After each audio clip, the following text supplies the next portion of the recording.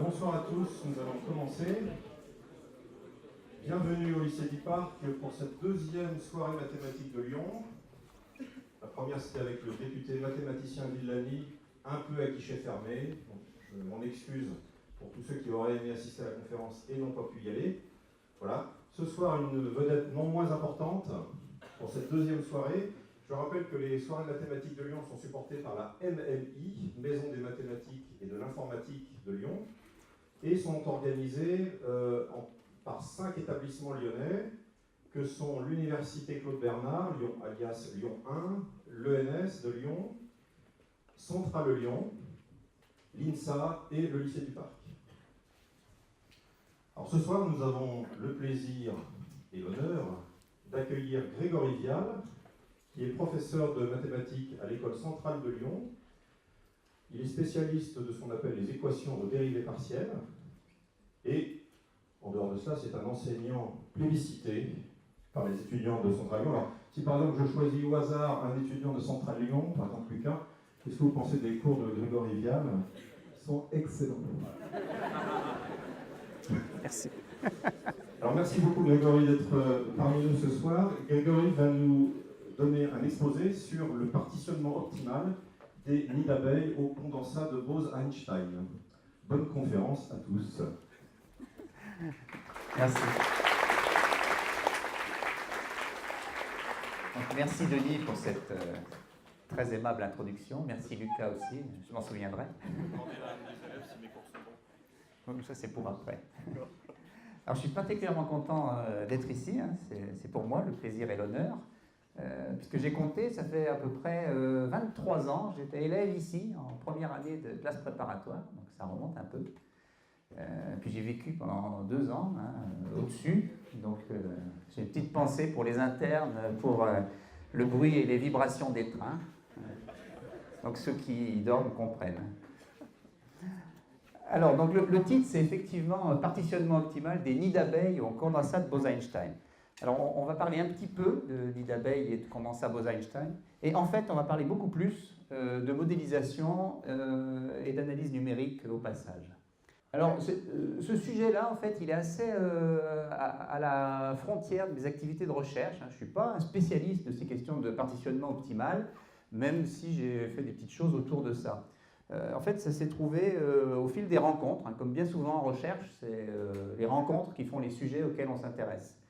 Et la première fois, c'est Bernard Helfer, qu'on voit ici, donc, qui est maintenant professeur émérite à l'université de Nantes et qui était à l'époque professeur à l'université Orsay Paris-Sud, qui me fait un mail un jour et il me dit j'aurais besoin de savoir la valeur de la première valeur propre du Laplacien dans un hexagone. Alors là, vous n'avez pas compris ce que j'ai dit pour une partie d'entre vous et c'est normal. Et c'est pas grave et vous comprendrez par la suite. Toujours est-il que ça, c'est un objet pour lequel il faut du calcul numérique pour trouver la valeur du nombre qu'il me demandait. Alors je lui calcule le nombre, puis je lui renvoie, c'est un problème très simple d'analyse de calcul scientifique. Et puis 2 jours après, il m'envoie un nouveau mail en me disant ben maintenant, c'est pas un hexagone qu'il me faut, c'est la 5e valeur propre de 5 hexagones qu'on met ensemble. Bon, je refais ce machin, je lui renvoie le résultat. Puis 2-3 jours après, il me dit maintenant, j'ai 19 hexagones, je les mets tous ensemble, et puis je veux la 19e valeur propre. Alors là, je lui dis, bah, stop, ok, je vais te le faire, mais pourquoi tu veux ça? Parce que là, c'était un peu de la prestation de service jusque-là. Alors évidemment, comme on est mathématicien, on est un peu curieux, et je lui ai demandé d'où ça sort.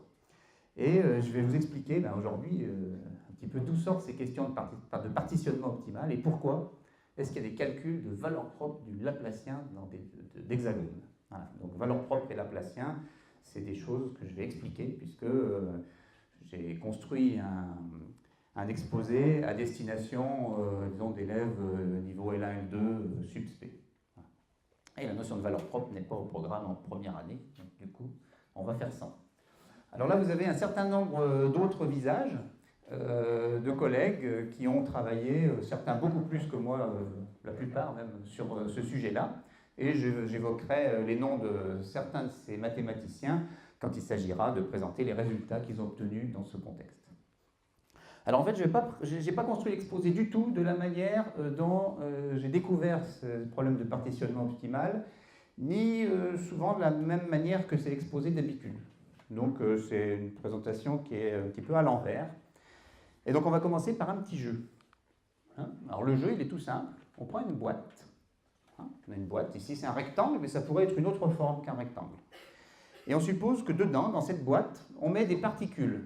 Alors, ne cherchez pas forcément de sens physique à savoir quel type de particules c'est, hein, si c'est des particules élémentaires ou des bactéries, ou peu importe, pour moi ici c'est un jeu. Donc on met des bactéries et on tire leur position au hasard.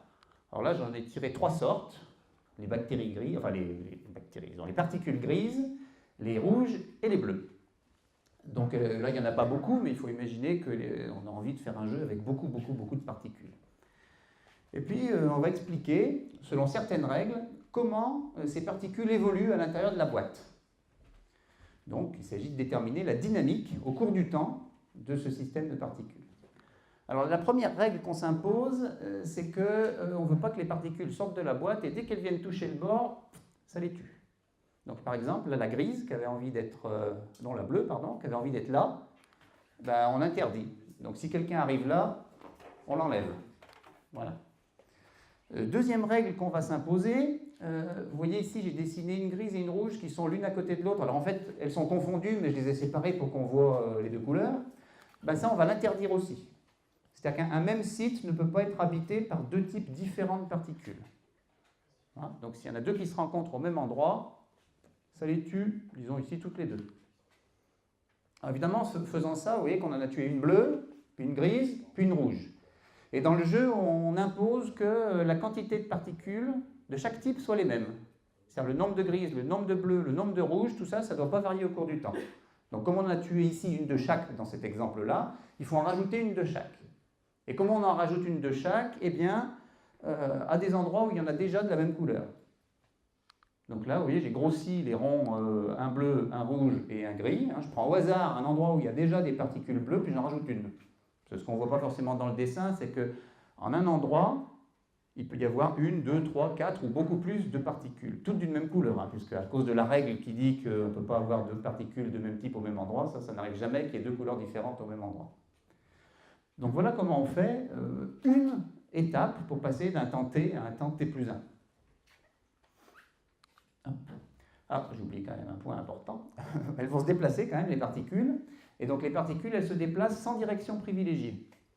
C'est-à-dire que chaque particule, individuellement et indépendamment des autres, entre le temps t et le temps t plus 1, elle a le choix de faire un pas de côté, ou devant, ou à l'arrière. Donc c'est matérialisé par les 4 petites flèches qui sont là.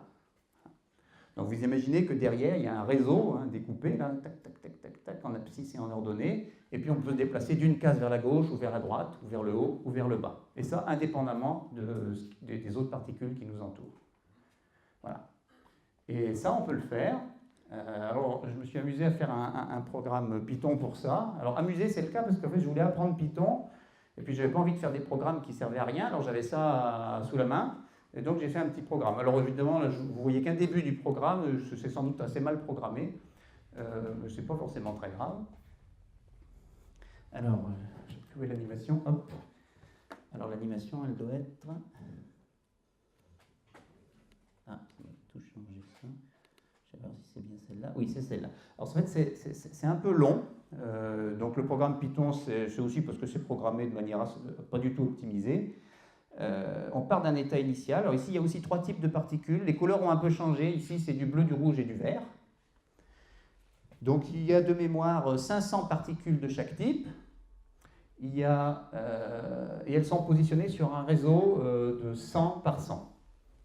Et puis on les fait évoluer selon les règles que j'ai mentionnées. Alors on y va. Donc évidemment, ça bouge un peu.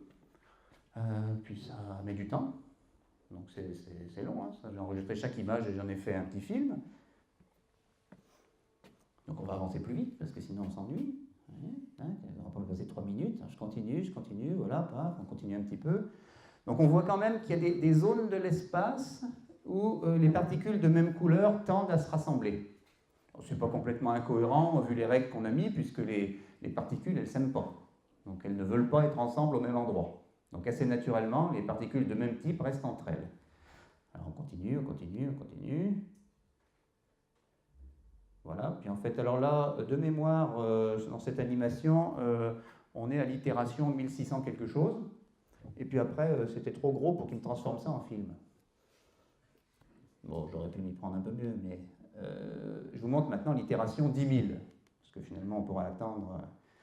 Alors voilà un exemple de simulation quand on arrive à 10 000. Alors, ce qu'on voit, c'est que grossièrement, la boîte est partagée en 3 parties. Une où il y a toutes les bleues, une où il y a toutes les rouges et une où il y a toutes les vertes. Alors évidemment, ce n'est pas déterministe, hein, cet algorithme. Ce qui fait que quand on change les conditions initiales, on n'a pas exactement la même chose. Puisque déjà, il y a l'état initial qui n'est pas le même, et puis les transitions ne sont pas non plus toutes les mêmes, en raison de ces mouvements qui sont tirés au hasard dans toutes les directions. Toujours est-il que si on reproduit cette expérience et qu'on attend assez longtemps, on tombe systématiquement dans des configurations qui ressemblent à celle-là. C'est-à-dire, en tout cas, ce qu'on observe, c'est que le rectangle est découpé en 3 morceaux. Et si on attend longtemps, les formes qui reviennent se ressemblent souvent. Alors là, je dirais que souvent, parce qu'il y a quand même plusieurs formes qui apparaissent dans ce cas, mais c'est toujours découpé en 3. Alors d'une certaine manière, le but de mon exposé de maintenant jusqu'à toute la fin, ça va être d'essayer d'expliquer ce qui se passe et de comprendre la géométrie des zones qui se dessinent à la limite. C'est finalement ça le but. Hein. Alors, je vais revenir ici. Tac. Alors, ce petit jeu, je ne l'ai pas inventé, c'est pris dans un article de recherche. Tout loin là-bas, vous ne devez pas voir grand-chose, mais il ne s'agit pas de lire. Hein. Je dis juste que c'est un article donc, de 3 chercheurs polonais, donc Cybulski, Babin et Holist, qui sont physiciens, mathématiciens appliqués, chimistes, tout ça n'est pas forcément très clair, c'est dans des laboratoires pluridisciplinaires. Et alors le titre, quand on ne connaît pas du domaine, on ne comprend pas trop ce que ça raconte. Donc minimisation de l'entropie de Rayleigh, de la production d'entropie de Rayleigh dans un processus de séparation de l'espace. Bon. Alors, en fait, eux, donc, ils étaient meilleurs programmeurs que moi en Python, et ils avaient des plus gros ordinateurs, donc ils ont fait des simulations avec plus de particules. Donc là, je vous montre une simulation qui est donnée dans leur article, où on a 5 espèces au lieu de 3, et où il y a beaucoup plus de particules. Il y en a 3500 de chaque sorte au lieu de 500 pour la simulation précédente. Le réseau, il est plus grand aussi. Au lieu d'être 100 par 100, c'est 260 en abscisse et 200 en ordonnée. Donc tout ça fait que c'est un petit peu plus gros. Voilà ce qu'on obtient au bout pour une simulation. Hein. C'est pareil, on n'a qu'un exemple de trajectoire. Pour t égale 200, puis t égale 2000, 20 000, 200 000. Alors 200 000, il faut attendre un petit peu quand même hein, pour avoir le résultat. Donc, on voit que l'espace est partagé en 5 parties. C'est assez joli, hein, c'est peut-être personnel, mais on trouve une belle figure, hein, c'est assez symétrique. Et si on relance ce genre de simulation, eh bien, on retrouve toujours à peu près la même figure. Et j'y reviendrai tout à l'heure pour d'autres modèles. Donc voilà, ça c'est juste, je montre ça parce que ça c'est des simulations, disons, un peu plus, avec une plus grande envergure que celle que j'ai montrée. Mais par exemple, en Python, c'est à la portée de tous les étudiants qui sont là et qui programment du Python de faire ça. Mais si. Alors, évidemment, le problème, c'est qu'on pourrait se dire, ben voilà, notre modèle, il est là, c'est le processus que je viens de définir, et il faut l'étudier pour comprendre ce qui se passe. Et donc à la fois comprendre qu'il y a effectivement ségrégation de l'espace, hein, donc partitionnement en plusieurs sous-domaines, d'une part, et d'autre part, pour essayer d'identifier la géométrie de ces sous-domaines. Alors toutefois, ça c'est compliqué, parce que c'est un modèle discret, probabiliste. Alors bon, personnellement, en plus, je ne suis pas probabiliste, donc c'est pas vers ça que ma nature tend, mais c'est pas facile à étudier, ce genre de modèle particulier. Donc on va aller vers d'autres modèles. Donc ça, c'est un petit peu une justification théorique, mais moi, je préfère rester d'un point de vue très pragmatique. C'est très long d'obtenir tout ça. C'est vraiment très, très long. Donc c'est horriblement difficile si moi, je veux m'intéresser, par exemple, aux différentes partitions obtenues quand on change la forme. Un carré, un triangle, un cercle, n'importe quoi d'autre. Puis 5, 6, 7, 12, 200 espèces. Si je veux faire tout ça, c'est quasiment pas atteignable. Du coup, j'aimerais définir un modèle qui fait jouer à peu près le même jeu, mais qui est moins coûteux, qui arrive à la configuration limite plus vite. Alors une façon naturelle de faire ça, bon, on conserve le réseau, ça ne change pas, hein, on travaille d'abord dans un rectangle et je conserve un réseau avec nx en abscisse et ny en ordonnée, ça me fait un quadrillage. Et par contre, je vais changer d'inconnu, c'est-à-dire que je vais introduire les inconnus qui sont le nombre de particules. Alors ici c'est un modèle à 2 particules, je vais les appeler A et B, donc je vais appeler UNIJ le nombre de particules de type A qui sont en position IJ au temps n, et VNIJ, le nombre de particules de catégorie B. Donc, pour ceux qui ont fait un peu de mécanique des fluides, on est en train de passer d'une représentation lagrangienne. Donc, lagrangienne, ça veut dire que chaque particule, j'y mets un petit tampon, et je la suis au cours du temps, et je vois où elle va. Et ici, ce qu'on va faire, c'est une représentation eulérienne. C'est différent, c'est là, je me place à un endroit, je ne bouge pas, et je regarde au cours du temps combien il y a de particules qui sont là, au fil des étapes. Bon, et on voit qu'il y a une correspondance de représentation entre les deux. Donc ceux qui n'ont pas fait de mécanique des fluides, c'est pas grave, ils comprennent quand même. Donc c'est des densités, alors on y reviendra tout à l'heure, ici c'est pas tout à fait des densités, puisque c'est des nombres de particules, mais on va se permettre qu'ils ne soient pas forcément des nombres entiers. Alors une façon de voir ça, c'est qu'on compte les particules en unités de milliards de particules. Donc c'est pas entier. Et on peut dire que ça a des variations qui sont faibles et lisses. Alors l'idée de ce modèle, c'est de comprendre comment les densités varient au cours du temps. Donc le temps ici s'appelle n. Et donc on aimerait, connaissant toutes les densités en chacun des nœuds du quadrillage, en déduire les densités au temps suivant en chacun des nœuds du quadrillage. Et la question, c'est, pour construire le modèle, comment on code dans f les comportements précédents. Comment est-ce qu'on fait que la fonction f va représenter, plus ou moins, les comportements qu'on avait imposés dans le jeu de tout à l'heure. Alors, ben, allons-y. On va commencer par ce qui est facile. L'absorption au bord, ben, la densité, on va dire qu'elle sera nulle en tout temps, pour peu que IJ soit un point qui soit au bord du domaine. Ça, c'est naturel. La population constante, c'est pas dur non plus, puisque ça veut dire que quand on somme le nombre de particules partout sur le réseau, ça fait une constante, je l'ai appelée 1 ici. Voilà. Alors maintenant, un petit peu plus dur. Le mouvement aléatoire. Alors évidemment, il y a plein de mathématiciens dans la salle qui savent déjà ce que je vais écrire, mais il y a aussi plein de plus jeunes qui ne savent pas forcément encore. Alors pour eux, je vais leur montrer une simulation du cas précédent.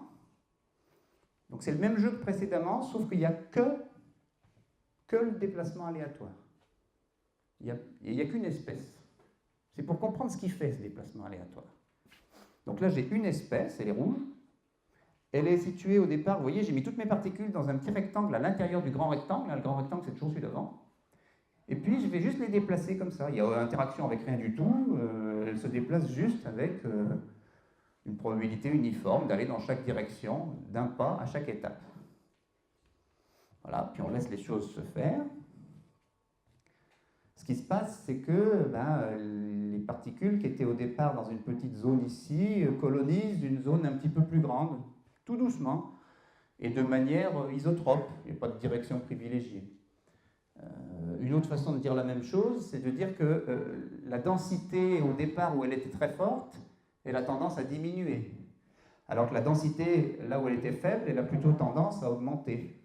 Et si je continue, hop, voilà ce qu'on a à la fin. Donc là, par exemple, si je me place en un point par ici, au départ, la densité, elle était nulle, elle était très faible.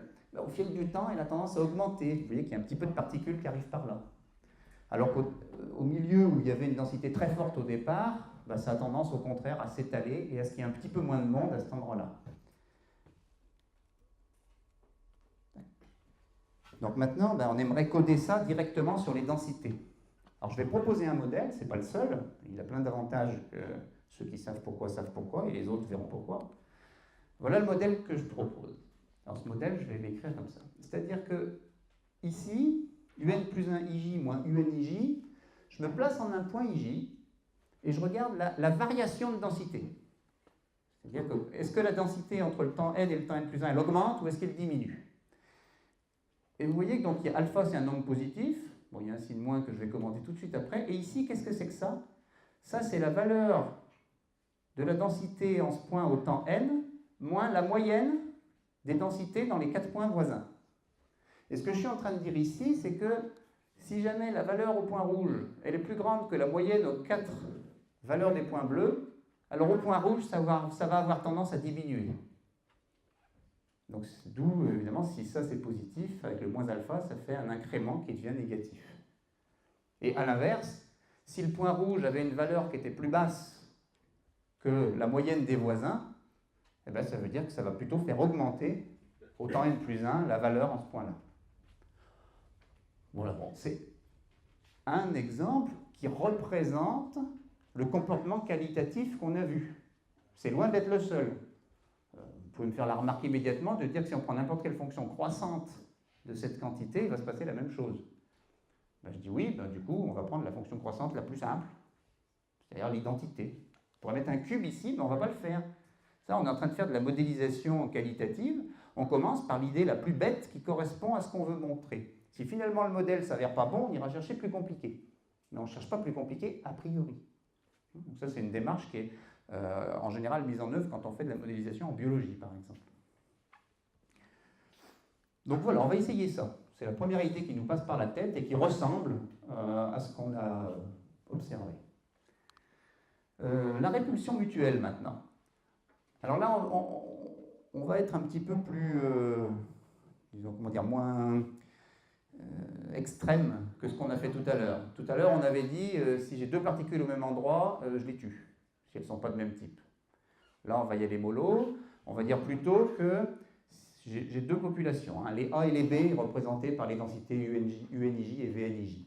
Ce qu'on va dire, c'est que s'il y a un endroit, alors, disons, première phrase, en un endroit peuvent cohabiter des particules de type A et de B, ça on l'autorise. En revanche, s'il y a déjà beaucoup de particules de type A, ça va avoir tendance à faire diminuer le nombre de particules de type B. C'est comme ça qu'on va mettre la répulsion en œuvre dans ce modèle. Donc c'est une version un peu plus faible que la version précédente qui était quand même assez raide. Alors un modèle, à nouveau, c'est un modèle qui est de dire que l'incrément au point IJ, bah déjà il y a un moins, parce que la présence de particules de type B, donc qui correspondent à V, va forcément faire diminuer par répulsion les particules de type A. Donc j'imagine, hein, UNIJ et VNIJ, c'est des nombres positifs, K c'est un nombre positif, donc ce nombre-là est négatif. Et vous voyez que plus il y a de VNIJ, plus le nombre est grand et plus l'incrément va être important.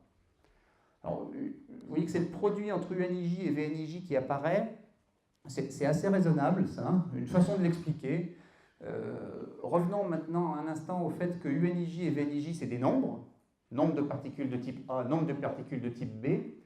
Il faut imaginer qu'en chaque point IJ, il y a une guerre à chaque étape, avec UNIJ soldats de type A et VNIJ soldats de type B, et on les fait combattre de telle sorte que chaque soldat A rencontre chaque soldat B. Donc finalement, le produit, c'est le nombre de rencontres possibles, et puis le nombre K, il est là pour dire un petit peu la proportion des combats perdus par celles qui sont de type A. Donc, ça peut s'interpréter naturellement aussi en termes de probabilité ou en termes de proportion. Vous voyez que si je divise à gauche et à droite par UNJ, c'est la variation relative qui est proportionnelle avec un signe moins au nombre de l'espèce différente. Alors bon, voilà, à nouveau je vous propose, mais si vous pourriez me dire ici, si je mets VNIJ carré, ça marche pareil. Hein. Tout ce que je viens de dire est assez raisonnable, après c'est plus tout à fait les probabilités, mais en tout cas, du point de vue qualitatif, ça va faire la même chose. Et d'ailleurs, on fera ça tout à l'heure. Mais c'est un premier modèle, et si je mets tout le monde ensemble, c'est-à-dire le mouvement aléatoire plus la répulsion mutuelle, voilà l'équation que j'obtiens. Pour le moment, j'ai commenté que celle-là. L'incrément, il est inversement proportionnel à la différence à la moyenne, ça c'est l'aspect déplacement, hein, diffusion, on dira ça tout à l'heure, et puis on a l'aspect répulsion ici. Et le travail qu'on a fait sur les particules de type A, on peut le faire sur les particules de type B.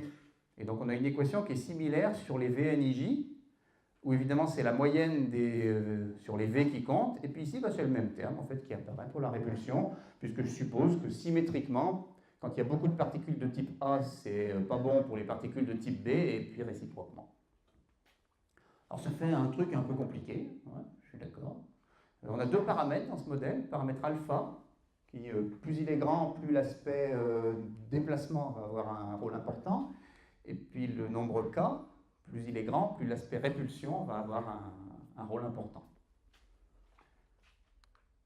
Alors j'ai réécrit tout ça, sauf que je l'ai réécrit légèrement différemment, parce que dans ces équations-là, on n'a pas écrit la normalisation. Et la normalisation, ben, on peut l'écrire différemment. On peut l'écrire en disant, ben, ça je ne vais pas l'appeler, le résultat de ce calcul, ça ne va pas être UN plus 1 IJ, ça va être ce que je note UN tilde. C'est-à-dire que lui, il n'a pas encore été normalisé, et puis pour qu'il soit normalisé, je le divise par la somme. Comme ça, évidemment, quand je vais faire la somme des UN plus 1 IJ, en sommant sur tous les sites IJ, ben, ça va me faire à la somme sur IJ des utiles, sur la somme sur IJ des utiles, et ça fait 1. Donc c'est une façon d'écrire la normalisation, où on fait déplacement, répulsion, normalisation, et puis évidemment, quand on arrive au bord dans ces équations-là, on a besoin de dire que c'est 0. Bon, voilà, ça fait un modèle un petit peu compliqué, mais pas tant que ça quand même. La première question qui se pose, c'est est-ce que c'est un bon modèle? Alors là, il y a plusieurs façons d'appréhender les choses.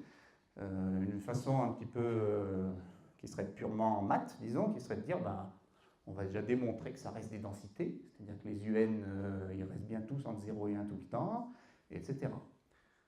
Moi, j'ai plutôt une démarche pragmatique. Avant d'essayer de faire des maths compliquées là-dessus, on va faire tourner le modèle et on va voir s'il dit quelque chose d'intéressant. Donc, on va faire des simulations numériques. Évidemment, les simulations, ben, on va commencer, au lieu de faire travailler nos particules dans une boîte rectangulaire, on va les faire travailler sur un segment. En dimension 1 au lieu de la dimension 2, ça va être un petit peu plus simple dans un premier temps. On reviendra à la dimension 2 assez vite après. Donc ce qui veut dire qu'au lieu de faire la moyenne par rapport aux 4 voisins, on fait la moyenne par rapport aux 2 voisins. Il n'y a plus qu'un indice, qui est l'indice I. Donc ça c'est plus facile à programmer. Donc on part d'une configuration initiale aléatoire, et puis on attend que les solutions se stabilisent, en espérant qu'elles vont se stabiliser. Et on va faire différents jeux de paramètres. Alors c'est parti. Exemple.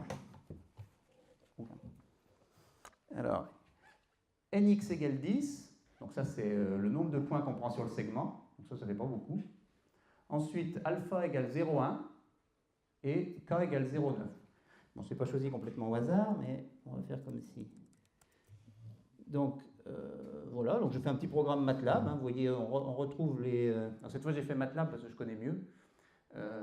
On retrouve le jeu de paramètres, on va aller jusqu'au temps 1000, et puis après, bon, bah, voilà, c'est un petit peu de MATLAB. C'est parti. Alors, vous avez en rouge et en bleu les deux densités qui sont écrites. Ce qui est en haut, c'est le temps initial. Donc, je suis parti d'une configuration complètement aléatoire. Et là, c'est ce qui se passe en temps long. Vous voyez, le temps continue d'avancer, il va arriver tranquillement jusqu'à t égale 1000. Donc ça, c'est plutôt cohérent avec le modèle particulier qu'on avait vu d'abord, puisque ce qu'on voit, c'est que la densité rouge, elle est grande sur cette partie du segment, alors que l'autre est petite. Ça veut dire qu'ici, il y a beaucoup de particules rouges et pas beaucoup de bleues. Et là, ça dit qu'il y a beaucoup de particules bleues et pas beaucoup de rouges. Donc ça a bien tendance à vouloir séparer le segment en deux morceaux. Comme tout à l'heure, on séparait la boîte en plusieurs sous-domaines.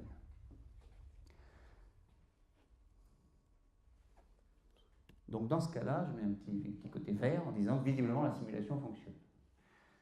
Mais je veux faire changer je veux quand même faire jouer les différents paramètres. Si on fait alpha 10 fois plus petit, ça veut dire que l'aspect mouvement est moins présent. Donc on y va, je change en direct les valeurs. Voilà, donc on part à nouveau d'une configuration initiale aléatoire, et puis on continue. Ça a bien l'air de se séparer, aussi. Seulement, c'est un petit peu moins rapide. Vous voyez, ça continue à bouger, là où tout à l'heure, ça bougeait déjà plus. Hein. Au temps 600, c'était déjà à l'œil, ça bougeait plus. là, ça continue, ça continue, ça continue, et je m'arrête là, mais il faudrait continuer pour obtenir quelque chose qui est vraiment bien séparé. Là, le recouvrement est plus épais ici. Donc là, je mets un petit trait orange pour dire ça marche à peu près, mais il faudrait quand même attendre plus longtemps pour que ça marche. Ensuite, on va prendre d'autres paramètres. On va mettre cette fois le contraire, alpha égale 2. Puisqu'on se dit, j'ai diminué alpha, ça allait moins vite. Si j'augmente alpha, peut-être ça va aller plus vite. Donc alpha égale 2. Alors ça va plus vite, oui, mais ça ne fait pas ce qu'il faut. Alors je ne dis pas ça ne fait pas ce qu'il faut parce que ça ne fait pas ce qui me plaît. Mais ce que je vois simplement, c'est qu'il y a des valeurs négatives là. Donc ça va vers des densités négatives. Et donc ça, bon, le modèle, je le mets à la poubelle là. Donc ça, problème. Donc là, non, ça ne marche pas, je mets une croix rouge. Bon, alors on revient à une valeur de alpha raisonnable, on remet la même valeur de k qui marchait bien, mais on se dit, j'aimerais avoir une représentation plus lisse de ce qui se passe en mettant plus de points sur l'intervalle. Au lieu de prendre 10 points, je vais mettre 100 points. On y va. Donc on revient à 0,1 ici, mais cette fois on met 100. Alors les densités restent positives comme ce qu'on voulait avoir, ça c'est au moins correct. Et puis bon, il y a bien effectivement une ségrégation, c'est-à-dire que là où il y a du rouge, il n'y a pas de bleu ou pas beaucoup, et là où il y a du bleu, il n'y a pas de rouge ou pas beaucoup. Seulement c'est en plusieurs zones, pas en deux. Alors oui, cette zone bleue là, finalement elle s'en va. Donc là j'ai plus que 1, 2, 3, 4 parties dans mon domaine. Et si j'attendais plus longtemps, je retrouverais 2 parties dans mon domaine, comme tout à l'heure. Mais il faut attendre longtemps. Donc là, à nouveau, je mets un peu d'orange en disant, ben, quand j'augmente nx, là, les simulations sont vraiment longues à venir. Alors on continue, maintenant on va jouer sur k. Donc je repars avec nx égale 10, qui marchait bien, mais cette fois je vais augmenter k dans l'espoir d'augmenter la ségrégation. C'est-à-dire que la partie... on a dit combien? 10? Allez, 10. Donc ça, j'augmente la partie répulsive dans mon modèle. Alors c'est rapide, hein, mais bon, c'est pas très intéressant ce qui se passe, le phénomène n'est pas très intéressant. Et quand on voit pas de bleu, c'est que le bleu, ça doit être le même que le rouge. Donc là, je suis obligé de le laisser aller jusqu'à la fin. Bon, en tout cas, ça, c'est pas très satisfaisant. Et puis, je peux me dire, des fois, il faut être optimiste. Il faut se dire, ça ne marche pas quand k est grand, et ça ne marche pas trop quand alpha était grand, enfin, quand alpha était très grand non plus.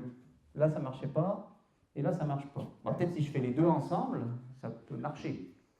Alors, il faut se méfier. En général, il y a plutôt cumul des ennuis, hein, qu'annulation. Et c'est effectivement ce qui va se passer si on fait 2 ici et 2 ici. Voilà, on a à nouveau des densités négatives et quelque chose qui a un comportement qui n'est pas du tout le comportement attendu.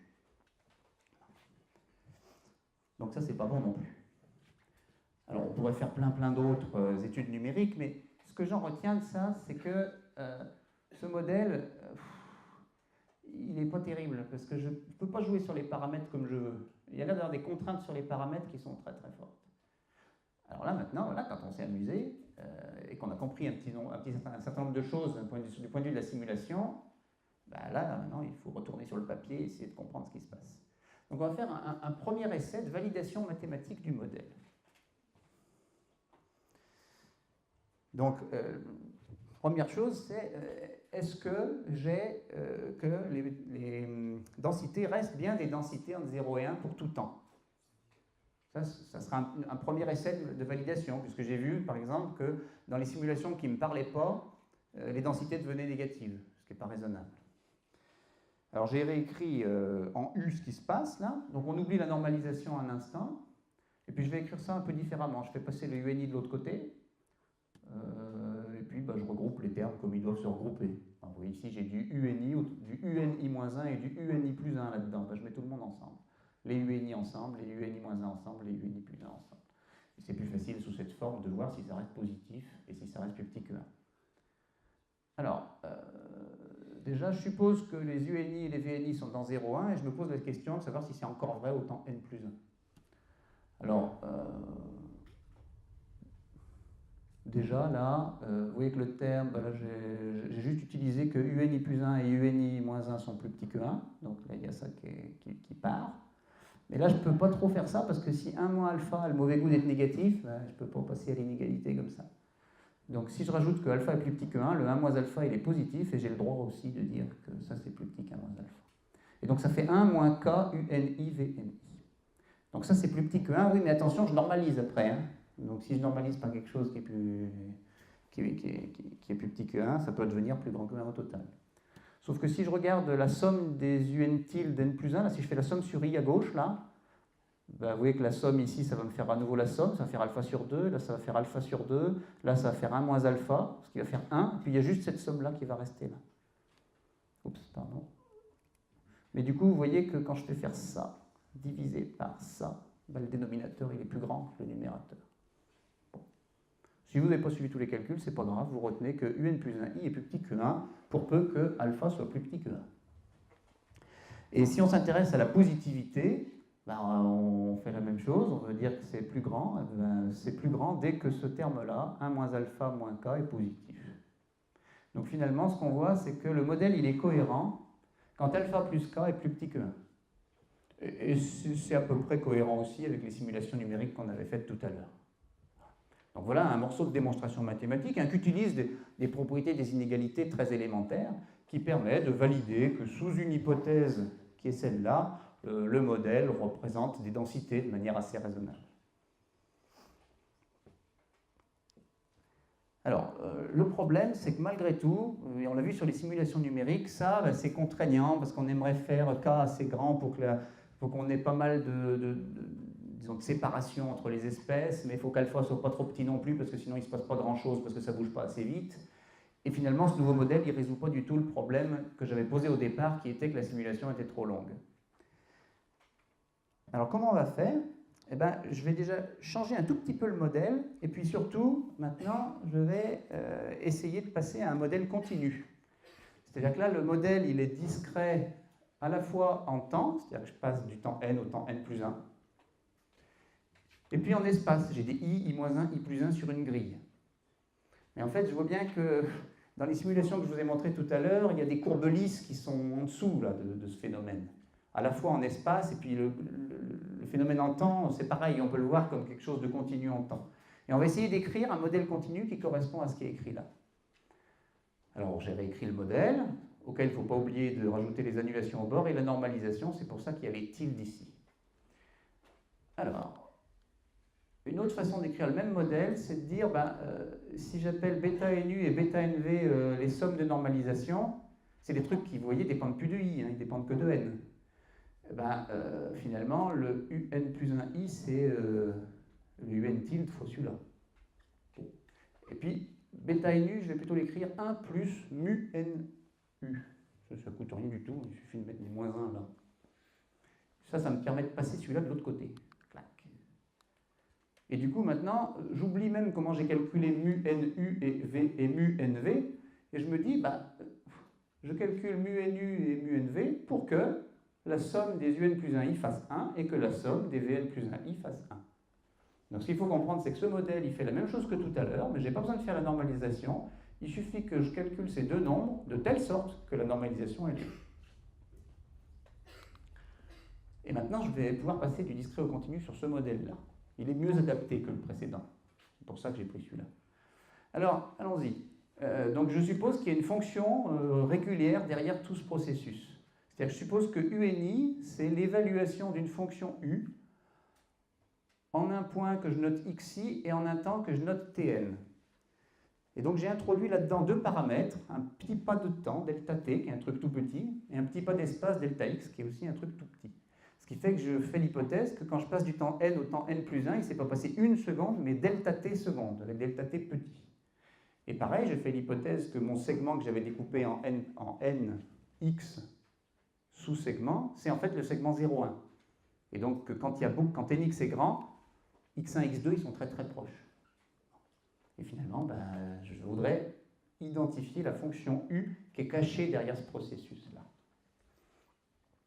Alors vous notez qu'évidemment, comme ça discrétise 0,1, et qu'il y a nk points, ben, il faut que nx points, il faut que nx fois delta x, ça fasse 1. Donc, évidemment, c'est une contrainte pour que la longueur de l'intervalle reste constante quand on change nx. Alors allons-y, là on va faire un petit peu d'analyse. C'est pas dur. Alors on reprend l'équation en u. L'équation en v, ça serait la même. Donc j'ai remplacé un plus 1 i par u évalué en xi et en tn plus 1, puis pareil partout. Donc ça faites-moi confiance, je ne crois pas avoir fait de faute de recopie, c'est le modèle de tout à l'heure où j'ai remplacé les UNI par des U de XITN. Alors, on va faire apparaître, vous voyez, finalement, je remets le moins, enfin, celui qui était là, je vais le mettre à gauche, paf, avec un moins, et puis là, je factorise moins 1,5. Bon, ça, c'est rien du tout. Et là, je vais aussi faire apparaître, vous voyez qu'ici, c'est sympa, ça, je vois quelque chose en Tn plus 1, moins quelque chose en Tn. Hein, j'ai en tête de faire apparaître des dérivés, c'est pas un secret. Et ici, vous voyez, j'ai du xi moins 1, du xi plus 1, donc je vais aussi faire apparaître des différences. Donc une façon de faire, c'est de les mettre ensemble comme ça. Du xi moins 1, du xi plus 1, du xi. Alors évidemment, il faut que je divise par delta t ici, comme j'ai un incrément en temps. Ici, il faut que je divise par delta x, comme j'ai un incrément en espace. Et puis il faut que je compense pour que ça reste une égalité. Donc je divise par delta t partout. Et là où j'ai divisé par delta x, je multiplie par delta x. Donc là, j'ai rien changé à ce qui se passait juste avant. Ici, on reconnaît un peu, ça va être une dérivée, et là, ça va être encore une dérivée, mais donc du coup, c'est encore des trucs qui vont être des accroissements. Donc je peux l'écrire encore comme ça. Je redivise par delta x, donc j'ai multiplié par delta x là, et puis je fais apparaître ici un truc qui sera une dérivée, moins une dérivée à côté, ça fera une dérivée 2 fois, ça. Alors c'est un peu technique, hein, je suis d'accord. Donc si vous ne suivez pas, il faudra juste que vous me croyiez sur parole sur l'équation qu'on va obtenir. Donc l'équation qu'on obtient ici, c'est une dérivée temporelle. J'écris que c'est une dérivée temporelle. Je fais tendre delta t vers 0. Ah, sauf que du coup, ça devient à peu près ou égal. Hein. Ça reste plus égal. Et puis là, je vais faire tendre delta x vers 0. Ça va tendre vers un u' de xi. Et celui-là vers un u' de xi moins 1. Ah, vous notez, je ne note pas u' parce qu'évidemment, u, elle dépend de deux variables. Alors, il faut écrire la dérivée en temps et la dérivée en espace de manière différente. Donc ici, j'ai dérivé par rapport au temps. Donc c'est une notation pour dire ça. Et ça, c'est la dérivée par rapport à l'espace. Et puis là, vous voyez, j'ai encore une fonction en xi moins une fonction en xi moins 1 sur delta x. Et donc ça, c'est approché par la dérivée de la fonction. Et donc c'est une dérivée 2 fois par rapport à x. Clac. Voilà. Puis alors maintenant, ce que je fais, c'est que, évidemment, c'est très contestable ce que je viens de faire, parce que j'ai fait tendre delta t et delta x vers 0 à certains endroits, puis pas d'autres. Vous voyez que k sur delta t, lui, il aura envie de tendre vers l'infini quand même. Donc évidemment, ça, je ne suis pas en train de faire des maths, là, je suis en train d'écrire des modèles. Donc pour le moment, je ne me soucie pas de justifier. Il faut toujours commencer à faire les calculs pour voir si ça sert à quelque chose avant de se fatiguer à justifier. On ne fait qu'après, ça. Ah oui. Donc du coup, ici, je voudrais que ces trucs-là, ça se passe bien quand je fais delta t, delta x tend vers 0. Donc ces trois paramètres, je vais dire qu'ils ne bougent pas avec delta t et delta x. C'est-à-dire que celui-là, je vais l'appeler A, celui-là, je vais l'appeler K, puis celui-là, il dépend quand même de n, donc je vais dire que c'est une fonction prise en Tn. Oui, on règle les problèmes facilement, là. Mais ce qui se passe, c'est que si je choisis un autre régime que ce régime-là, il n'y a pas de modèle à la limite. Il ne se passe rien d'intéressant. Donc c'est le seul truc intelligent qu'on puisse faire, donc on le fait. Et puis après, vous allez voir pourquoi, là, Tn plus 1, je me dis, wow, ce sont Tn plus 1, Tn, hein, quand delta t tend vers 0, c'est pareil. Bon, on va mettre Tn. Alors évidemment, tout ça, tout ce que je fais là, vous pourriez avoir l'idée de faire autre chose qui serait tout aussi justifié. Sauf que celui-là, il va être intéressant à la fin, et certains autres seront moins intéressants. Et puis du coup, on dit c'est vrai pour tout xi et pour tout tn. Moi, je dis que c'est vrai pour tout x et pour tout t, puis je mets même un égal. Alors là, je n'ai pas fait des maths, là j'ai fait de la modélisation. C'est-à-dire que j'ai essayé de trouver un modèle continu qui ressemble au modèle discret qui était écrit juste avant. Alors évidemment, c'est compliqué ça quand même, hein, comme objet. Mathématiquement, c'est plus compliqué qu'avant. Parce que c'est des fonctions de deux variables. On a beaucoup dans la salle qui ne sont pas très familiers avec ça. Avec des dérivés, une fois par rapport au temps, deux fois par rapport à l'espace. Bon, ça s'appelle une équation aux dérivées partielles. Alors, peut-être, enfin, il y en a, même parmi les plus jeunes, il y en a qui ont dû voir le début, là. Ce qui est en rouge, c'est l'équation de la chaleur qui est écrite. Alors, l'équation de la chaleur, pour ceux qui ont fait ça en classe de physique, en prépa ou en L1, L2, ça décrit la diffusion de la chaleur. On ne voit pas trop le rapport avec ce que je fais là, mais ça décrit aussi, si on voit ça comme la loi de Fick, la diffusion des particules. Et là, on voit vraiment le lien avec ce qui a été fait avant. Voilà, parenthèse fermée. On fait pareil pour V. Parce que là, on a travaillé sur l'équation en U, on fait l'équation pour V, et comme c'est pareil, le résultat, c'est le même. Et puis la question, c'est qu'est-ce qu'on fait de la normalisation, là? On avait ça à chaque étape. Alors ça peut s'écrire delta x fois ça égale une constante. Et ça, c'est u de x i tn. Alors tn, on l'oublie un instant, et je suis juste en train de faire delta x fois la somme des valeurs. Ça s'appelle la méthode des rectangles pour approcher une intégrale. On peut parler de somme de Riemann si vous voulez aussi, mais en tout cas, ça tend vers l'intégrale de u. Et donc, naturellement, on va imposer que l'intégrale de u et l'intégrale de v sont 1. Et on a notre modèle. Alors, c'est un modèle compliqué, du point de vue mathématique, c'est un objet qui est quand même deux équations aux dérivées partielles couplées avec une contrainte de normalisation. Donc, on peut montrer qu'il y a des solutions à ce truc-là, puis qu'il n'y en a qu'une, tout va bien. En fait, c'est quand même un problème sympathique. Mais par contre, il n'y a pas de solution explicite. Il ne faut pas rêver, hein. De manière générale, tous les modèles intéressants, oubliez que les équations différentielles ont des solutions explicites. Ça n'arrive jamais. Donc, les équations aux dérivées partielles couplées, non linéaires, à plus forte raison. Du coup, ça sert à quoi tout ce qu'on a fait, vu que visiblement, on n'a pas l'air très avancé avec ce genre de modèle. Alors, qu'est-ce qu'on gagne avec ce modèle compliqué? Alors, j'ai réécrit juste l'équation en U. Le reste n'importe pas pour la discussion qui vient. Alors, le premier intérêt, c'est ce qu'on va voir dans les simulations tout à l'heure, c'est que cette fois, dans ce modèle, je sais qu'il existe des solutions et que ces solutions représentent correctement des densités qui sont des nombres positifs, quels que soient les paramètres A et K qui sont positifs. J'ai plus les contraintes compliquées sur les paramètres. Et donc, je vais pouvoir ici prendre un cas, par exemple, très très grand, pour représenter le fait qu'il y a une annulation mutuelle très forte. Et puis, on peut construire des approximations discrètes de ce truc-là. Et d'ailleurs, on est obligé de construire des approximations discrètes si on veut, disons, accéder à la solution, en tout cas de manière approchée. Alors là, vous pouvez dire, ça sert bien de nous avoir embêtés pendant 10 minutes à passer à un modèle continu, si c'est pour revenir à un modèle discret juste après. Alors, simplement, ce qu'on va faire maintenant, c'est qu'on ne va pas retomber sur le modèle discret de tout à l'heure, sinon évidemment, ça n'aurait aucun intérêt. On va être capable de construire des modèles discrets qui approchent ce truc-là, mais qui l'approchent mieux que l'ancien. Mieux au sens qu'ils seront plus robustes au changement de paramètres. On n'aura pas les mêmes défauts que tout à l'heure. Et mieux au sens qu'ils seront mieux pour des temps longs. C'est-à-dire qu'on pourra construire des modèles discrets qui approchent ce même modèle continu, mais qui vont plus vite, vers la solution infinie, là, qui est celle qui nous intéresse, vers la configuration où les choses sont séparées en morceaux. Alors si on y revient, voilà ce qu'on avait, le modèle de tout à l'heure, on est parti finalement de là pour obtenir ça. Hein, c'est écrit légèrement différemment que tout à l'heure, parce que j'ai remis les paramètres grand A et grand K au lieu des paramètres petit alpha et petit k. Mais si on revoit les liens entre grand A, petit alpha et grand K, petit k, on obtient ça. Donc ça, c'est une discrétisation de ça. Hein, c'est-à-dire que si vous allez voir un numéricien, donc un numéricien, c'est un mathématicien qui est spécialisé dans la mise en place et l'étude de schémas d'approximation. Donc lui, il vous dit oui, non, mais ça, oui, ça approche ça. Il le reconnaît tout de suite. Et seulement si vous allez le voir avec ce schéma, il vous saute à la gorge en vous disant, mais ce schéma, évidemment, c'est pas un bon schéma. Déjà, alors il va vous dire, avec ces mots à lui, il va vous dire c'est explicite en diffusion, c'est pas bon. Et puis en plus, ton terme non linéaire, là, tu vas pas respecter la positivité. Bon. On dit, bah d'accord, bien gentil de me critiquer, mais qu'est-ce qu'on fait? Il va vous dire, on fait ça. Par exemple. Il va vous dire, du coup, ici, au lieu de mettre des n, tu vas mettre des n plus 1. Et ici, ben là, tu vas en mettre un sur les deux. On va mettre celui-là. Bon. Alors évidemment, quand on ne connaît pas, on se dit, oui, ça change quoi de faire ça? Déjà, c'est plus compliqué.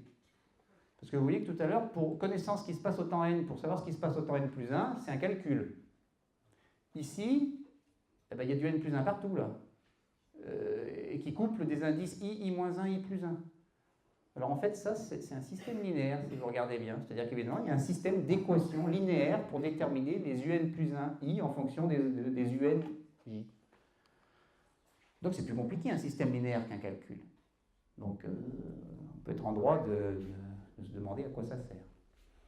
Eh bien ça sert on va se convaincre tout de suite que ça sert en faisant des simulations numériques et en voyant que ça va marcher mieux. Alors, par contre, je ne ferai pas l'analyse numérique de ce schéma-là. Parce que j'ai décidé de ne pas parler de matrice ce soir. Alors, voilà une simulation numérique. Alors, vous avez ici ce qui se passe au temps t égale 0. Pour ce modèle où j'ai pris cette fois nx égale 100, le grand A il vaut 0,1, grand K il vaut 10 puissance 7. Vous ne voyez peut-être pas au fond, hein, mais ça veut dire que j'ai pris un K qui est énorme pour dire que les particules elles se repoussent très fort. Et c'est parti. Cette fois pour le nx égale 100 avec un temps tout petit, vous voyez. Hein. Là où tout à l'heure on faisait 1000 itérations et où on n'arrivait pas à avoir ça, là en 200 itérations on l'a directement.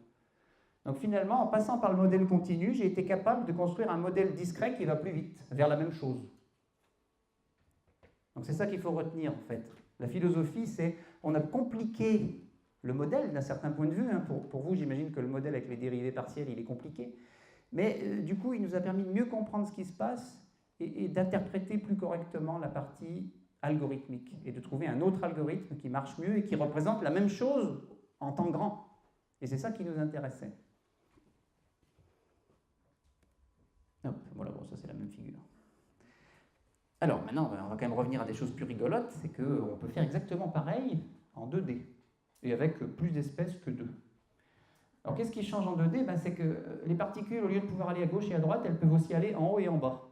Et donc il y a une dérivée seconde par rapport à x, et puis il y a aussi une dérivée seconde par rapport à y. Alors ça va être écrit après, mais voilà, hop.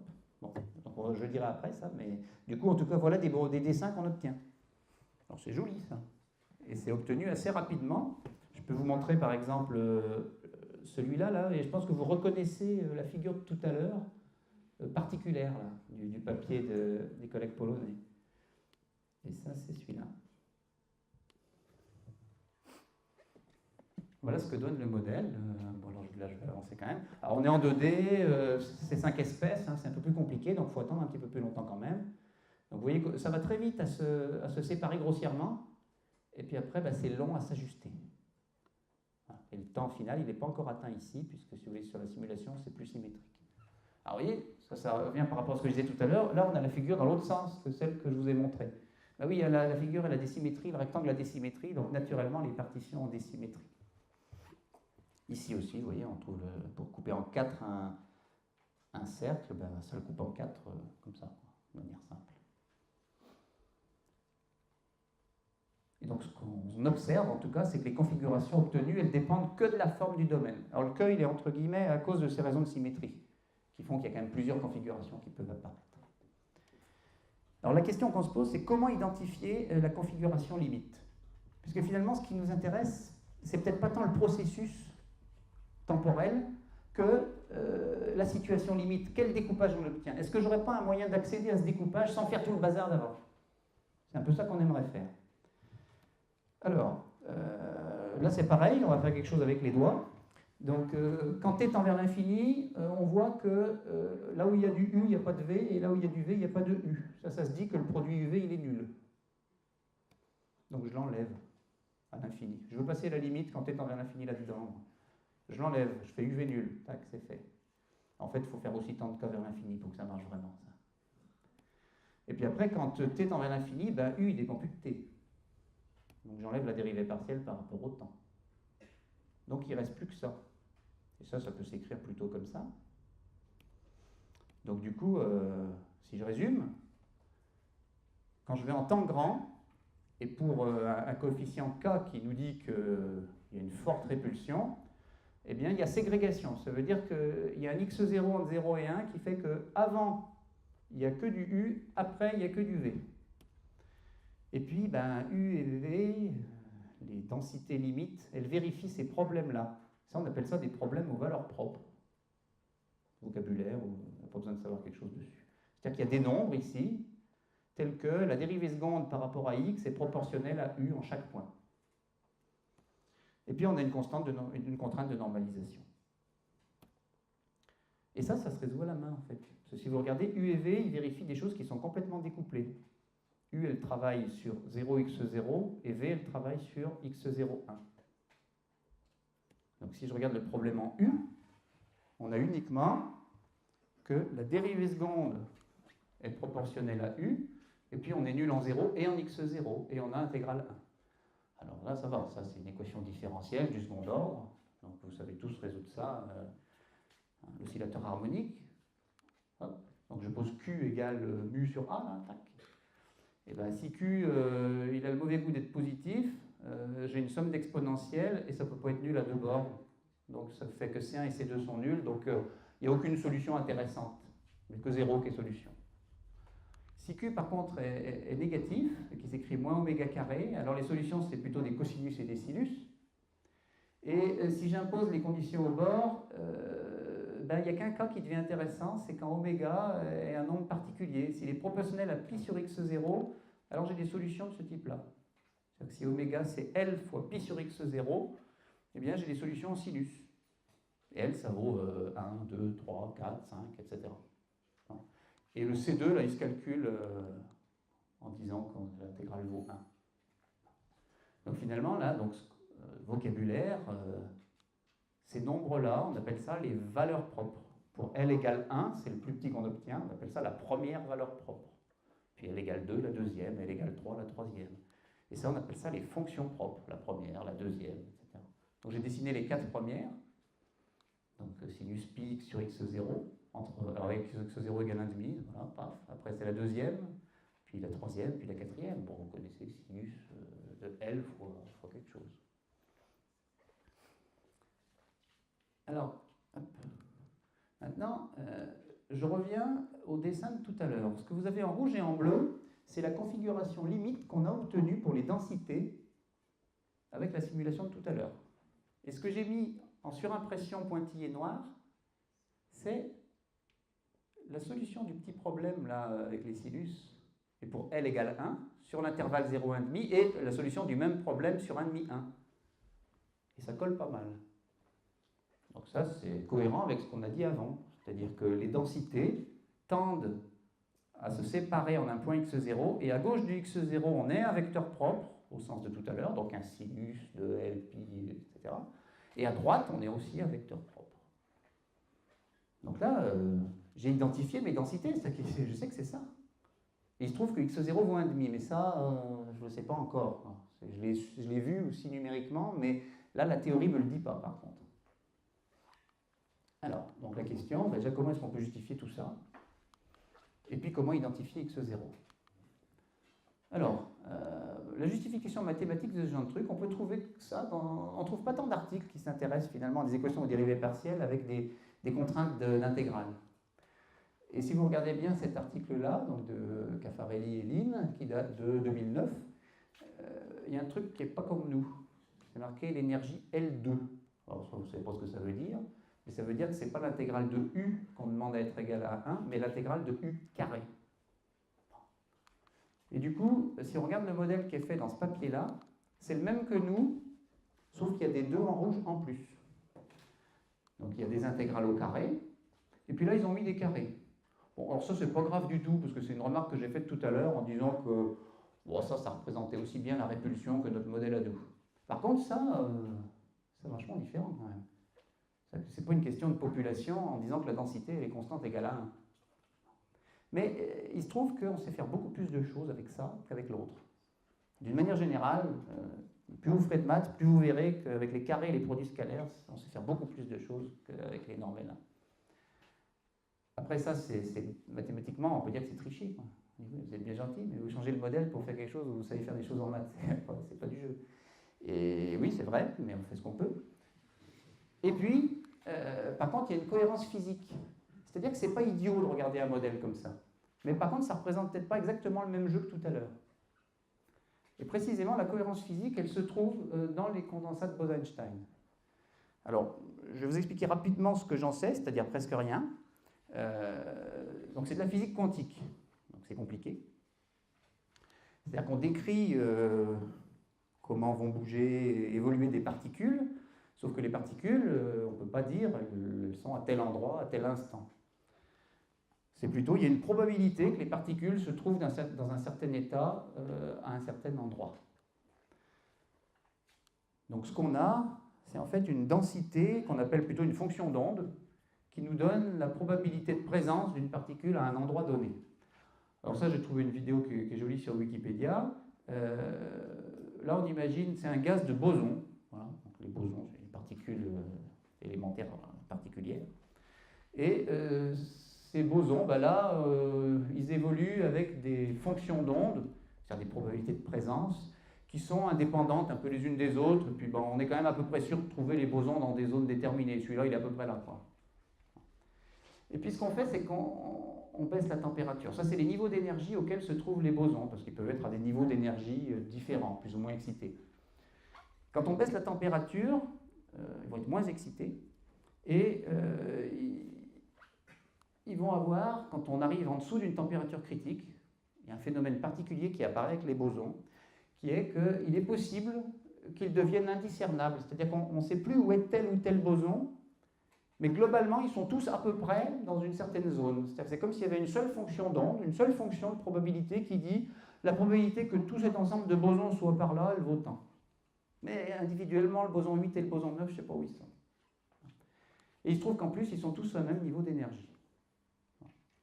Alors ça, c'est un truc qui a été théorisé avant d'être mis en évidence expérimentalement. Et expérimentalement, si j'ai bien lu, c'est plutôt dans les années 90 que les gens se sont excités parce qu'ils ont réussi à faire des choses sur les condensats de Bose-Einstein. Il y a besoin de refroidir très fort les bosons, et ça demande beaucoup d'énergie et de savoir-faire.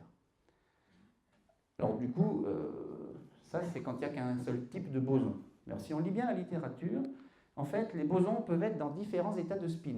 Alors, le spin, c'est un truc compliqué aussi qui caractérise l'état du boson en mécanique quantique. Et pour le moment, on a pu voir des condensats de Bose-Einstein avec des bosons de deux types différents, et plus récemment des bosons dans 3 états de spin différents. Plus, je ne crois pas que ça a été encore mis en évidence. Et le lien avec ce que je vous raconte avant, c'est que des bosons qui sont dans des états de spin différents, ils se repoussent. Et donc, ils ont tendance à aller occuper des zones de l'espace qui sont bien séparées, comme exactement tout ce qu'on a vu jusque-là. Alors d'ailleurs, il y a un article, là, Chang Lin Lin Lin, qui parle, c'est un article de maths, celui-là, qui parle effectivement de condensats de Bose-Einstein à plusieurs espèces. Alors, vous ne pouvez pas lire, c'est pas grave, et là, vous ne pouvez pas lire non plus. Mais tout ça pour vous dire que là-dedans, il y a des équations aux dérivées partielles qui ressemblent aux nôtres, qui ici s'appellent les équations de Gross-Pitaïevski, qui font intervenir le même genre de dérivées partielles. Et il se trouve que la normalisation naturelle en mécanique quantique, c'est de dire que c'est qu'en fait, c'est le carré du module de la fonction d'onde qui est proportionnel à la densité de probabilité. Et donc, c'est naturellement l'intégrale de ce carré du module qui fait 1. Dans la description naturelle de mécanique quantique, la normalisation L2 apparaît. Et c'est pour ça que c'est assez naturel de regarder le modèle précédent. Alors évidemment, les modèles, là, moi je vais les regarder avec plein d'espèces, sachant que physiquement, pour l'instant, on ne sait voir que 3 états de spin différents, et donc c'est comme s'il n'y avait que 3 espèces maximales. Donc voilà, le modèle, il est écrit là. Alors, on sait faire des choses mieux, on sait montrer des choses sur ce modèle, et on sait vraiment montrer qu'effectivement, il y a ségrégation, c'est-à-dire que quand on fait tant de t vers l'infini et k vers l'infini là-dedans, il y a ségrégation en 2 morceaux, avec un x0 qui est quelque part, et puis on est problème aux valeurs propres à la limite. Je ne vais pas vous faire la démonstration de ça, c'est compliqué. Et puis surtout, pourquoi est-ce que tout marche? C'est parce qu'en fait, il y a une énergie associée à ça. Les problèmes avec des normalisations L2, ils sont associés à des énergies. Alors, c'est pas difficile de voir que cette énergie, elle décroît au cours du temps. Et c'est un truc qui dépend de U de V, de du sur dx et de dv sur dx. Alors ça, je laisserai les transparences, il y en a qui veulent le lire tout en détail. La démonstration, elle est là. On multiplie. Alors, je fais exprès trop vite pour que vous ne compreniez pas. Donc, on multiplie par du sur dt. Après, on intègre par partie. et puis ça fait quelque chose qui est négatif. Voilà. Donc tout est là, et ça c'est pas dur en fait, c'est un vrai petit calcul de dérivée, mais bon, peu importe ici. Et il y a mieux que U décroisse, c'est qu'en fait U elle devient minimale à la limite. E devient minimale à la limite. C'est-à-dire que ce truc-là, ça décroît, et donc du coup le couple UV infini, ben lui, il va minimiser l'énergie. Mais sauf que comme le couple UV infini vérifie UV égale 0, il minimise que cette partie de l'énergie. Donc théorème, U infini, UV infini minimise cette quantité parmi les fonctions telles que UV égale 0. Et ça, ben, à nouveau, je peux faire une intégration par partie, là, clac, et utiliser que la dérivée seconde, elle est proportionnelle à U, clac, et que l'intégrale de U carré et l'intégrale de V carré, elle fait 1. Donc, mais ça dépend plus vraiment de U infini et V infini. Donc finalement, c'est x0 qui minimise ce truc-là. Et dans le cas du segment, on a calculé ces valeurs propres tout à l'heure. Elles valaient ça. Et là, ça c'est un exercice de classe terminale. Trouver le minimum de cette fonction d'une variable, c'est 1,5. Bon, tout ça pour ça. Parce qu'évidemment, ça paraît très compliqué pour juste obtenir ce fait-là, alors qu'on en a admis toute une flopée à côté. Mais en fait, toute cette argumentation, elle se généralise à la dimension plus grande. Croyez-moi, à nouveau. Donc en dimension 2, comme je disais tout à l'heure, les modèles, ils sont à peu près pareils, sauf qu'il y a une dérivée partielle par rapport à y seconde qui apparaît. Donc le d de x, il est transformé en laplacien, sachant que le laplacien, c'est la somme des dérivées partielles. En termes de modélisation, c'est très naturel, hein, c'est juste qu'il y a une direction en plus dans les déplacements qu'on avait permis tout à l'heure. Et s'il y a plein d'espèces, plus que 2, ben, on appelle UI la densité associée à l'espèce numéro I, et puis ben, elle va décrire une équation qui est comme ça, c'est-à-dire que s'il y a beaucoup des UJ différents de I, c'est pénalisant pour UI. Donc on peut écrire des modèles pareils. Et théorème, pour ces modèles, on sait dire qu'effectivement, il y a ségrégation. C'est-à-dire qu'en temps infini et quand le paramètre de répulsion tend vers l'infini, il y a bien ce qu'on a observé, c'est-à-dire que c'est en plusieurs morceaux, ça découpe en plusieurs morceaux, l'espèce verte elle est là, l'espèce bleue elle est là et là, etc. Alors j'ai fait exprès de laisser deux endroits de bleu. Et la caractérisation, ben, c'est plus que la dérivée seconde est proportionnelle à U, mais c'est que le Laplacien est proportionnel. Donc là on retombe sur la remarque que j'ai faite au départ, en disant qu'on a besoin de calculer les valeurs propres du Laplacien dans un domaine. Ce qu'il faut retenir de ces valeurs propres dans le Laplacien, c'est quoi? C'est que si je vous donne un domaine, eh ben, on est capable de calculer la première valeur propre du Laplacien associé. Alors, oubliez un petit peu les détails, mais c'est un truc qui, étant donné un domaine, se calcule. La plupart du temps, pas de manière exacte. Et nous, ce qu'on veut finalement maintenant, c'est trouver une partition qui minimise la somme des valeurs propres, puisque c'était bien la somme qu'on avait tout à l'heure dans notre petit modèle 1D. Donc on a réussi à identifier et à écrire un problème qui ne dépend pas du phénomène d'évolution, et qui permet de caractériser ce qui se passe à la limite. Sauf que non, c'est un problème compliqué. Alors, par exemple, qu'est-ce que c'est que ces valeurs propres du Laplacien? Ben, si je prends un carré, la première valeur propre du Laplacien, elle se calcule à la main, elle fait 2π2, c'est à peu près 19. Et puis si on fait un cercle, alors si vous regardez dans des livres, vous trouverez que c'est pi fois le carré du premier zéro de la fonction de Bessel. Bon, puis ça fait comme ça, 18, 17. Si vous voulez l'hexagone, ben, ça fait 18,59. Et puis, ça se calcule ça avec des calculs numériques. Donc, ce qu'on voit, c'est que la plus petite valeur de tout ça, c'est pour le disque. Ça, il y a un théorème qui dit ça. Si on fait une homothétie, c'est-à-dire que si gamma, je le multiplie par 2, ça divise par 4 la valeur propre. Donc ça veut dire que si je veux minimiser les valeurs propres, j'ai intérêt d'avoir des gros domaines. Et après, si j'ai un modèle, un domaine en deux morceaux, alors, vous voyez, je prends un carré, je divise par racine de 2, puis je rajoute un cercle, un disque, et je divise par racine de 2 pour que, au total, ça fasse bien une R égale à 1. Et en fait, on peut montrer que c'est le minimum des deux. Et donc, ça fait 2 fois la valeur propre du disque. Et donc, c'est pas intéressant, ça, c'est beaucoup plus gros. Donc, ça ne sert à rien d'avoir des choses qui sont séparées. Donc, pour avoir des valeurs propres petites, il faut avoir des gros domaines en un seul morceau. C'est ça la philosophie. Ben, il y a un théorème qui dit ça, parce qu'il y a eu plusieurs résultats, donc Bocour-Boutazzo en Rho en 98, Conti, Terracini, Versini en 2002, et puis un article aussi de Helfer et Hoffmann-Ostenhoff en 2011. Donc qui dit que pour tout cas, si on se donne K sous-ensemble, il existe une partition minimale, c'est-à-dire que ce problème admet une solution, indépendamment du problème d'évolution avec les particules de tout à l'heure, et elle est régulière. Alors régulière, ça veut dire quoi? Ça veut dire que les oméga J sont connexes, c'est en un seul morceau. Chaque morceau, les particules, elles sont dans un seul morceau, c'est pas en deux morceaux. Ensuite, sauf en un nombre fini de points, donc ces points c'est ça, les séparations sont des courbes lisses, il n'y a pas d'angle. Et en ces points où il y a des croisements, ça se croise à angle égaux. Donc quand il y en a 3, ça fait 120 degrés. Et puis quand ça va toucher le bord, c'est aussi à angle égaux. Ça fait 90 degrés, ça arrive orthogonalement au bord. Donc ça, on est capable, avec des mathématiques non triviales, de montrer toutes ces propriétés, et un certain nombre d'autres, sur les partitions minimales. Mais ça ne nous dit pas comment les calculer. Alors, pour les calculer, on peut partir d'une configuration initiale. Imaginez que je vais découper en 3 selon la somme des valeurs propres, ce truc-là. Je vais faire bouger les points rouges en essayant d'améliorer. Alors ça, ce n'est pas issu d'un calcul numérique, ça c'est juste figuratif.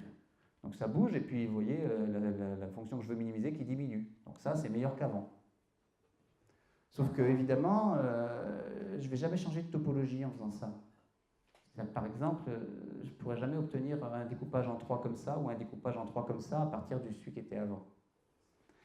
Alors, il y a des méthodes qui s'appellent des méthodes d'optimisation topologique qui permettent de changer la topologie. Donc, pour faire ça, alors ça, au nouveau, c'est figuratif.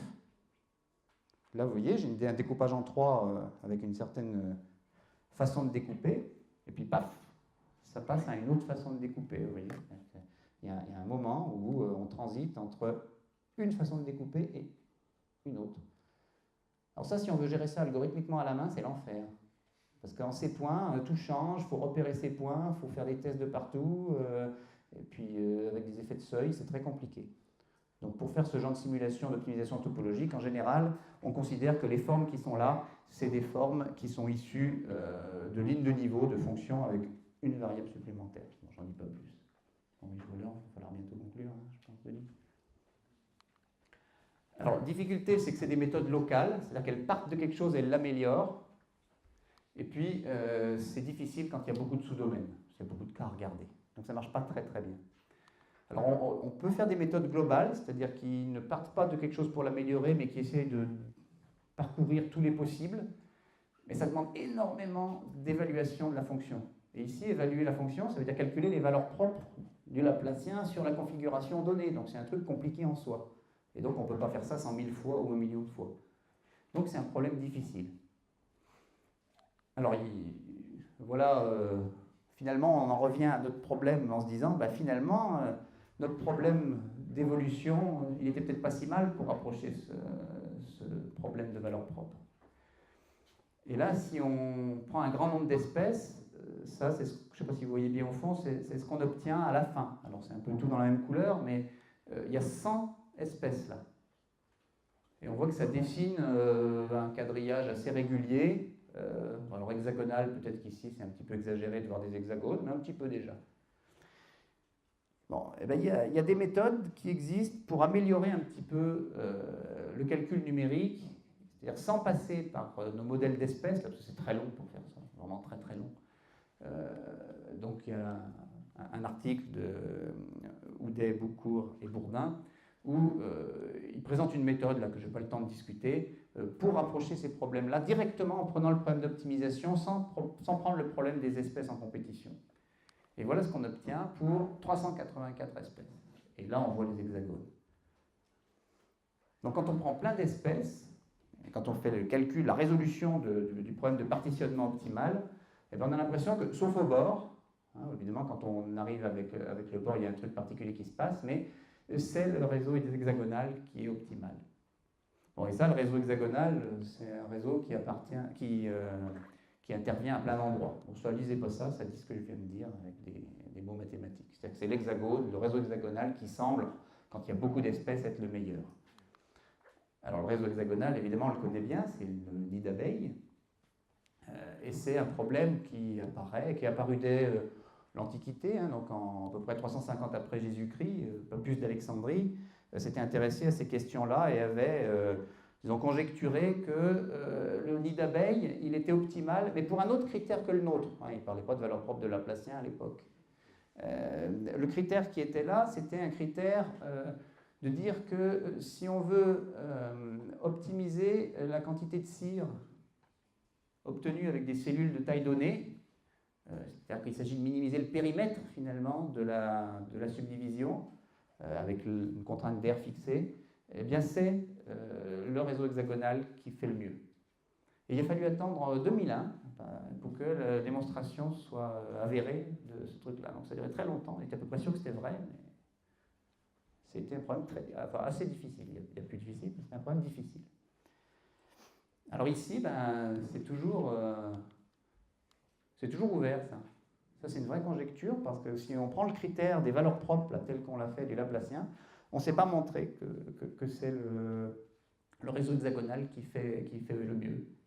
Donc voilà, peut-être qu'il faudra attendre encore 1700 ans. Alors, ces réseaux hexagonaux, ils interviennent dans plein d'endroits.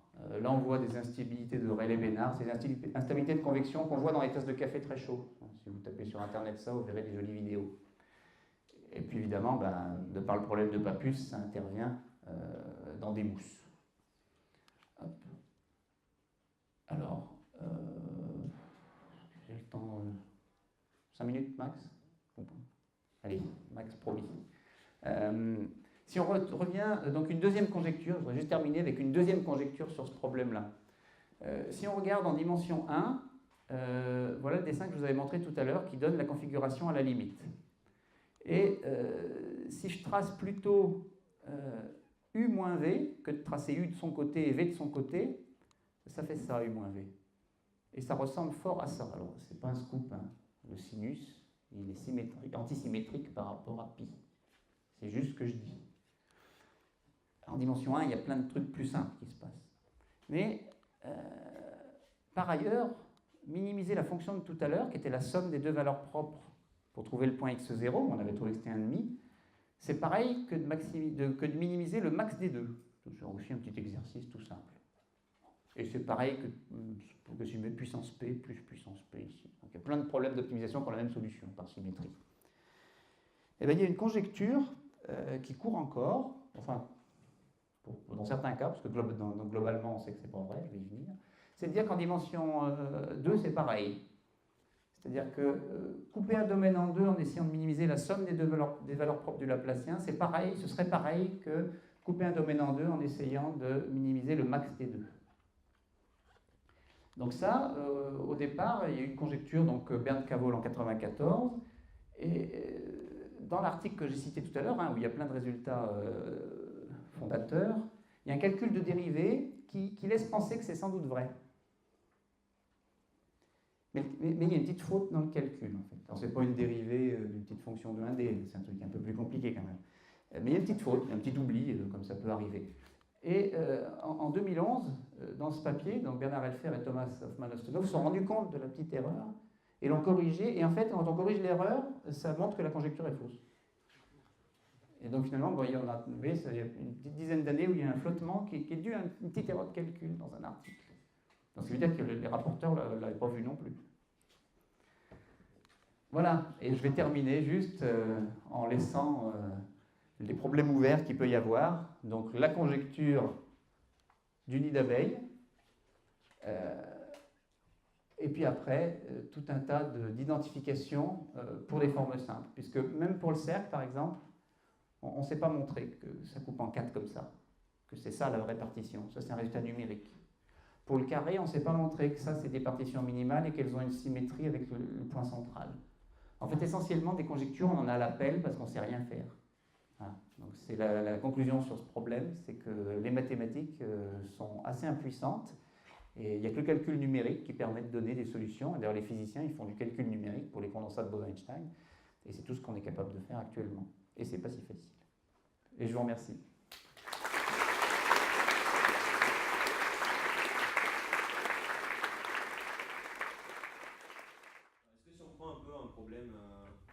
Comme ça quelconque, on a des choses intéressantes où il faut s'attendre que... Enfin, différent vraiment de ce qu'on a au départ? Alors, donc, le problème de départ, donc, il s'agit du problème avec les particules, c'est ça? Oui. Alors, pas toujours en fait. Dans la pratique, ce qui se passe, c'est que quand on a un problème, si on le prend comme je l'ai présenté, c'est une démarche de modélisation. Il y a un problème, on va essayer de l'expliquer avec des maths. Donc, on modélise, on trouve des équations, on les étudie. Et ce qui se passe, c'est que parfois, les problèmes sont simples. Donc, les mathématiques à faire sont simples, et c'est tant mieux. Ça veut dire qu'on sait dire plein de choses dessus. Mais évidemment, quand on fait ça, la première chose qu'on a envie de faire, c'est de compliquer le modèle pour qu'il prenne en compte plus de choses. Et donc, on arrive toujours à un problème où on ne sait pas faire les maths. Et c'est souvent à ce moment-là que les matheux commencent à s'intéresser à la question. Et c'est pour ça qu'en maths, on présente des problèmes qui sont un peu toujours comme ça. Mais finalement, en amont, avant, il y a tout un tas de problèmes qu'on a su résoudre, et la recherche mathématique a pris le relais quand on ne savait plus faire. Donc vous avez dit que pour chaque domaine, on prenait le fondamental de chaque domaine, la valeur propre la plus basse. Est-ce qu'il y aurait, si on prenait une valeur propre par exemple plus élevée, est-ce qu'il y aurait quand même stabilité? Est-ce que la solution se passe stationnaire par exemple avec votre problème ou des choses comme ça? Donc la question c'est de savoir si, au lieu de prendre la première valeur propre du Laplacien sur chaque sous-domaine, j'essaye de minimiser la somme des deuxièmes valeurs propres partout. Voilà, par exemple, la 8e, la 39e. Alors sur ce problème, le théorème marche encore. Si on prend n'importe quelle valeur propre, ça va découper le domaine en plein de sous-domaines. Alors quand les domaines ont plein de symétries, souvent les découpages qu'on obtient, c'est un peu tout le temps les mêmes pour un peu tous les problèmes. Et puis quand il n'y a pas de symétrie, ça peut varier. Alors après, ce qui change par contre, c'est que si c'est la deuxième valeur propre ou la troisième, etc., ça ne va pas être approché aussi facilement par un problème d'évolution tel qu'on l'a fait.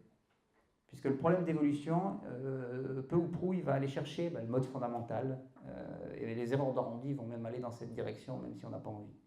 Donc il faut vraiment construire exprès le modèle pour aller vers autre chose que la première. Mais après, on peut quand même aborder le problème, par exemple, le problème qui a permis d'obtenir la figure de gauche avec tous les hexagones. La méthode numérique s'adapte si c'est la deuxième, la troisième ou la 20e valeur propre. Quel était le problème d'origine de la personne qui vous a demandé de faire tous ces calculs? Oui, merci pour la question. Je ne suis pas revenu sur effectivement le début où Bernard Helfer m'avait demandé des calculs d'hexagones et de valeurs propres des hexagones. Mais c'était pour tester la conjecture du nid d'abeille, en fait. C'était pour essayer de voir si une réunion d'hexagones pouvait faire mieux qu'un autre domaine découpé autrement. Alors, il faudrait que je rentre beaucoup plus dans les détails pour expliquer pourquoi on regardait des réunions d'hexagones avec certaines conditions particulières. Mais c'était vraiment pour tester numériquement cette conjecture qui résiste pour l'instant à toutes les simulations numériques et à toutes les approches mathématiques de démonstration ou de contre-exemple. Vous avez fait des simulations pour des cubes ou des boules ou des... Alors moi non, mais ça c'est fait. Donc il y a pas mal de gens qui sont intéressés déjà à la surface d'un objet. C'est-à-dire découper par exemple la peau d'une sphère pour ce même genre de critères. Et je sais aussi qu'il y a des physiciens qui regardent des aspects fluides, où on a des fluides qui ne sont pas miscibles et qui se repoussent d'une certaine manière, qui peuvent être représentés par des modèles comme ça, et qui fait des simulations 3D, où on voit qu'effectivement le cube se découpe en différentes zones. Donc c'est fait, mais là... alors évidemment, pour les condensats de Bose-Einstein, ça a du sens de regarder le 3D. Mais par contre, pour les aspects fluides, les physiciens ne sont pas vraiment très intéressés de comprendre la géométrie, de ce que j'en ai lu en tout cas, c'est pas ça qui les intéressait le plus. Donc de déterminer la géométrie en lien avec les valeurs propres, c'était pas un enjeu. On sait ce que ça donne à peu près. Oui, il faudrait que je retrouve des figures. Dans les articles que j'ai cités, il y a certains calculs 3D. Oui, je pourrais en envoyer. Là. Je ne vais pas être capable de dessiner du 3D là, comme ça. Bonsoir. Quand vous avez évoqué le modèle du numéricien, on était parti d'un modèle discret à partir duquel on a créé un modèle continu et ensuite on est repassé à un modèle discret. Est-ce qu'on a construit un nouveau modèle à partir du problème continu ou est-ce que c'est vraiment une application, enfin une discrétisation telle quelle du modèle continu? Alors en fait, les deux modèles, celui dont on était parti et celui qu'on a construit après, que j'ai appelé le modèle du numéricien, sont deux discrétisations du même problème continu. Et en fait, il y en a une qui est célèbre pour être la plus simple, mais pas la plus efficace, et l'autre qui est célèbre pour être le remède aux principaux problèmes qu'on a dans le cas du premier. Voilà. C'est des trucs hyper classiques quand on sait faire ça, quoi. Mais par exemple, ce que j'ai raconté, c'est enseigné dans tous les cours de M1, M2, selon où c'est enseigné, à ceux qui font de l'analyse numérique des équations de dérivées partielles. Donc ce n'est pas de la recherche de haut vol, ça. Ça va être une question rapide, c'est juste que auparavant on avait une équation valeur propre et on avait dit qu'il y avait une valeur propre qui existait et qui était un minimum. Est-ce qu'on arrive à montrer déjà que pour des domaines en dimension 2, elle existe toujours la valeur propre? Parce qu'en dimension 1 on arrive à le faire, mais en dimension 2, est-ce que ça existe? Est-ce qu'on a des théorèmes de continuité, de dérivabilité? Parce que visiblement on avait des choses comme ça. Alors, première partie de la question, oui, on est capable de montrer que le Laplacien a sorti de bonnes conditions, qui sont ici par exemple les conditions de dire que c'est nul au bord. Du moment que le domaine est borné, il existe une suite de valeurs propres qui est discrète et donc il y a une plus petite, qui est non nulle. Bon. Pour la deuxième question, est-ce qu'il y a dérivabilité de la valeur propre par rapport à certains paramètres ou aux variations du domaine? Là, la réponse est oui quand il n'y a pas de multiplicité, non quand il y a de la multiplicité. C'est-à-dire que si la valeur propre est multiple, on a des problèmes, on appelle les problèmes de bifurcation, qui font que on ne peut pas dériver, on peut partir sur... C'est-à-dire que c'est multiple à la limite, puis ça peut ne pas être multiple quand on déforme, ou l'inverse d'ailleurs, et du coup on perd la dérivabilité dans ce cas-là. Donc quand il y a de la symétrie, il y a toujours de la multiplicité. Et donc dans les cas qui nous intéressent, le cercle, le carré, le rectangle, on est dans des cas où il y a en général de la multiplicité, pas pour toutes les valeurs propres, hein. Des fois la première n'est pas forcément. Voilà, je crois que nous pouvons remercier très chaleureusement notre conférencier.